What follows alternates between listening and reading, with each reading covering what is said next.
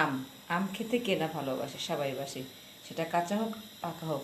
আর এই আমটা যদি আমরা সারা বছর রেখে সংরক্ষণ করে খেতে পারি, কার না ভালো লাগবে। তো আসুন দেখা যাক কীভাবে এই কাঁচা আমটা আমরা সারা বছর সংরক্ষণ করে খেতে পারি, সেই রেসিপিটাই আজকে বলবো। তো চলুন জেনে নেওয়া যাক কীভাবে আমরা এই কাঁচা আমটাকে সংরক্ষণ করব। এই যেখানে আমি খোসা ছাড়িয়ে আমগুলোকে নিয়েছি, আমগুলোকে আমি ধুয়ে পরিষ্কার করেছি। খোসা ছাড়ানোর পরে আমি কিন্তু ধুয়ে একদম পানি ঝরিয়ে নিয়েছি। আপনারা চাইলে খোসা সহ আমটাকে ভালো করে ধুয়ে কেটেও রাখতে পারেন, কিন্তু আমি খোসা ছাড়ানোর পরে সুন্দর করে ধুয়ে একদম পানি ঝরিয়ে তারপরে একদম ড্রাই, কিন্তু দেখা যাচ্ছে না একটু হলুদ, এই আমটা একটু হলুদ হয়ে গেছে।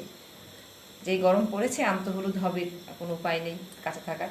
তো আমি এখন যে কোনো একটা বক্সে রাখতে পারবেন, আমি যে একটা বক্সে রেখে দিচ্ছি। এভাবে করে আমি বক্সে রেখে দিব। আর এই আমটা আমি সারা বছর রেখে খাবো। আমের টক খাবো, ছোটো মাছ দিয়ে, মিষ্টি আলু দিয়ে আমের টক খাবো, তারপরে আপনার ডালের সাথে খাবো, সাজনা দিয়ে আমের টক খাবো। যেটা ইচ্ছা আপনি সেটা করে এই আম দিয়ে খেতে পারেন। আবার চাইলে আপনি এই কাঁচা আমটা দিয়ে জুস বানিয়েও খেতে পারবেন, কোনো সমস্যা হবে না। তো আমি এইভাবে করি, প্রতি বছর আমটা সংরক্ষণ করি।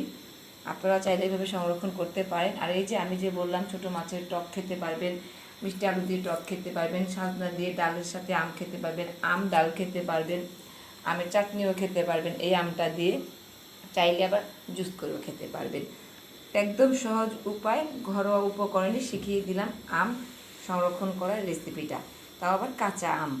কাঁচা আমটা কিন্তু আমাদের সবার খুব পছন্দ, আর ডালের সাথে খেতে খুব ভালো লাগে, আমের টকটাও ভালো লাগে।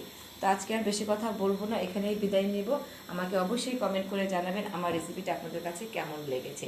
একদম সহজ উপায় শিখিয়ে দিলাম কাঁচা আম ফ্রোজেন করা রেসিপি। আমি কিন্তু এটা ডিপ ফ্রিজে রেখে দিব, এই যে ঢাকনা দিয়ে কাভার করে দিলাম, বাস রেখে দিব, আর কিছুই করবো না। আমি তো এটা রাখলাম, আরও রাখবো।